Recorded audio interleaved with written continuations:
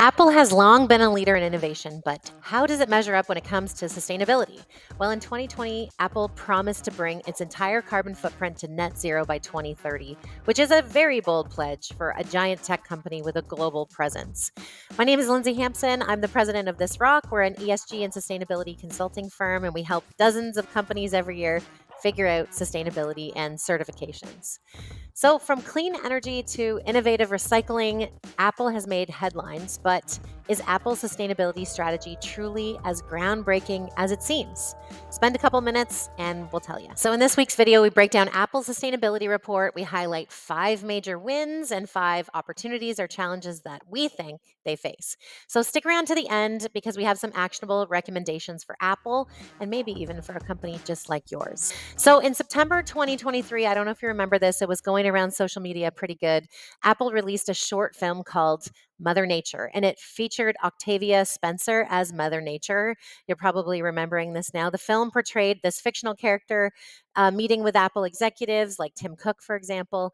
And basically, she said, "You made a bunch of commitments in 2020. Where are they? This better be good." So the film emphasized a couple of Apple's environmental efforts, one being renewable energy, the second being recycled materials, the third being packaging initiatives, and the fourth being carbon neutral products. There obviously were critics at play here who were saying, even just using the term Mother Nature implies that everything that Apple does is absolutely perfect, which is not the case. But I do think that it drove home a message. It helped educate people on corporate sustainability. And overall, I think it was a positive thing that Apple put out.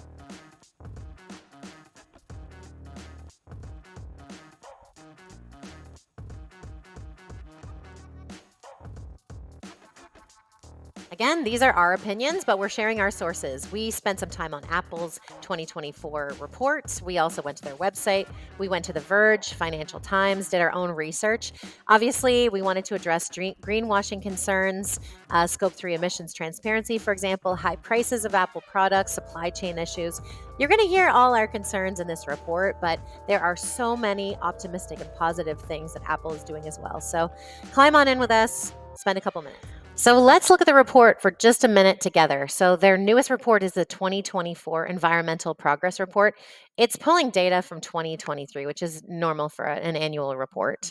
I'm not going to go through every page, but I want to look at the highlights. I think they're always important. Reduced overall emissions by more than 55%. Introduced their most significant product emission reductions to date. Advocacy for transparency. I love that. And let's talk about that. I'm going to go all the way back to the data section of this report, which is always my favorite. And this is how we really get into the numbers. So, we have numbers all the way back to 2019 for scope 1, 2, and scope 3. Then we talk about carbon credits. We talk about their footprint broken down by product, which is a really helpful. Energy by location, for example, and resources used, for example, fresh water versus recycled water, and so on. We even get into the appendix. We talk about energy across the board by location. And I could even make you dizzy and look at the life cycle methodology and even some of their reports from third parties. And even their ISO 14001 certification screenshot is here as well. So they get into the weeds. If you want to, please feel free. If not, you can flow through this report at your leisure. You can go to their introduction, their actual initiatives, their environmental advocacy, and I think those things are really the projects that you get to hear about in the news and when you walk into an Apple store.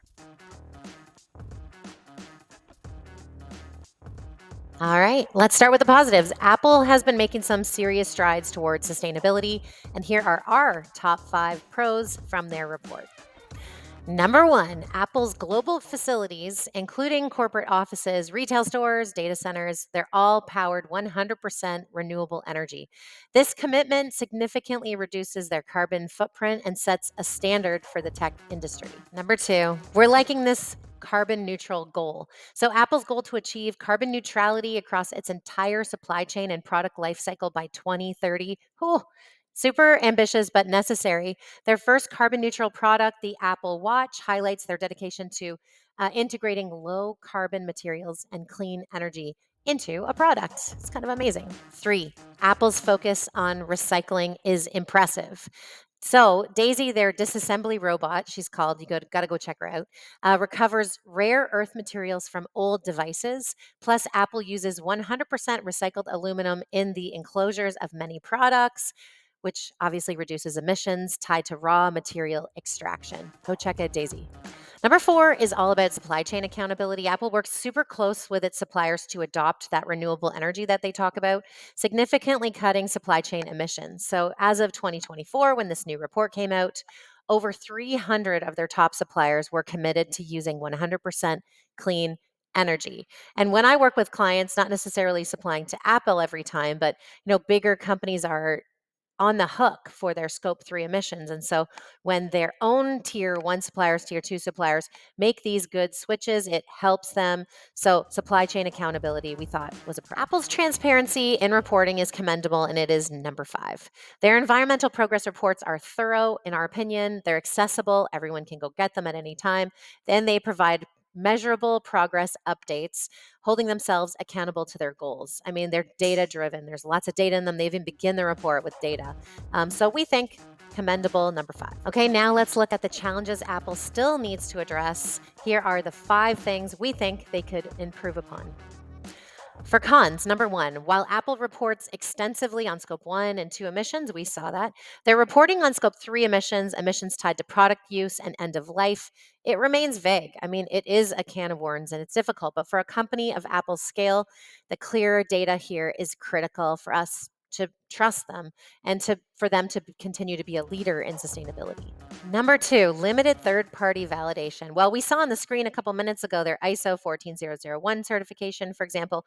We know that they report using GRI and a couple of other standards, but though Apple works with organizations like Bureau Veritas, they could strengthen their credibility with additional third-party certifications and audits, especially for their own carbon neutral claims, because it's one thing to say that you're carbon neutral or gearing up to get to carbon neutral, and it's another to have third parties assess that. Number 3 is about costs. Whew, being good is a little expensive. So Apple sustainability products, they come at a premium price, making them less accessible for the average Joe.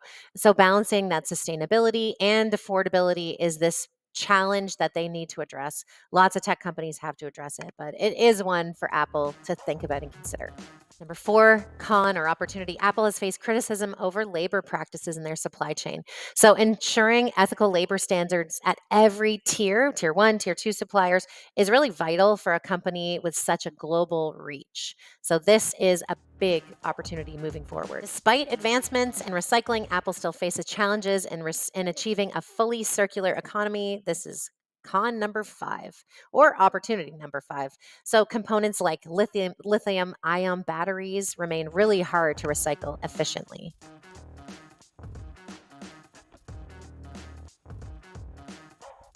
So, how can Apple improve? Well, here are a couple of recommendations for their journey to 2030 and beyond. The first is improve transparency around scope 3 emissions, which we just talked about. We want clearer data on product usage and disposal impacts. Number 2, pursue more third-party certifications to validate their sustainability claims, especially around carbon neutrality. Number 3, expand refurbished product programs to make more sustainable technology more affordable and accessible. Maybe look to Patagonia. I love what they're doing. Fourth, focus on labor standards within the supply chain by increasing audits, maybe, and publicizing improvements, not to do greenwashing, but really to share and educate. And finally, invest further in recycle complex components like batteries. We talked about lithium ion. Okay, my take. Apple's sustainability journey is a mix of these big wins and areas for growth, but as a global tech leader, they have the power to inspire and transform the industry. But the path to sustainability is never easy. I hope this video was helpful. Thanks for hanging in to the end. If you have any questions for us, you can always reach out to This Rock, and we're happy to talk to you about your company, or if you have ideas for future videos, we'd love to hear from you. Thanks again, and have a great week.